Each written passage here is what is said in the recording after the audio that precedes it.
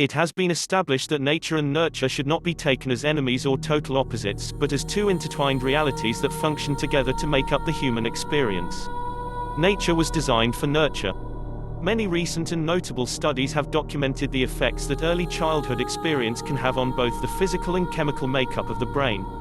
In particular, childhood abuse and/or neglect can permanently alter an individual's physiology. These physiological changes may lead to a greater likelihood of the person suffering from depression or anxiety later in life.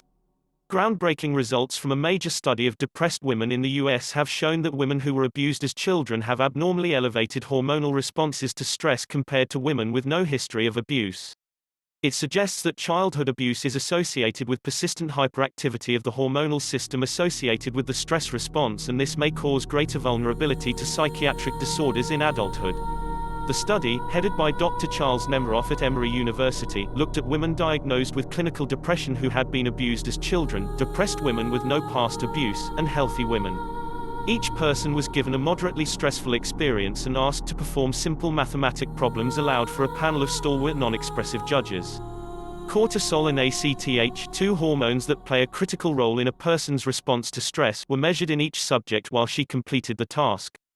It was found that the levels of these hormones were especially pronounced in women who were abused as children and who also had current depression. In fact, their ACTH response indicators were more than 6 times those of healthy women. In addition to high levels of stress hormones, other studies by the same group found that women who had been abused as children had abnormal development of the brain's hippocampus, which suggests another physical result of early abuse that could lead to permanent brain abnormalities in later life. Other brain structures can also be affected by early abuse or neglect. While the basic unit of the brain is in place at birth, neuronal pathways for the body's reaction to different experiences are still developing. There is a critical period of time in a child's first 3 years of life during which most of these pathways are formed.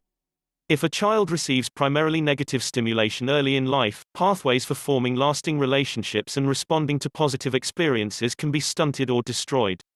While this may be a reaction to help the child survive, it can cause permanent difficulties for the individual. Other research shows that the brains of severely neglected children tend to be smaller than average, with underdeveloped areas in the cortex. The long-term implications of this are still being examined, but it shows one more way in which nurture or lack of it can affect a person's biological makeup. The knowledge that nature and nurture are two crucial aspects to a person's health will undoubtedly prove to be a very useful tool in the research and treatment of psychiatric illness, and may lead to even more effective treatments in the future. For more health articles, visit You Publish Free Articles.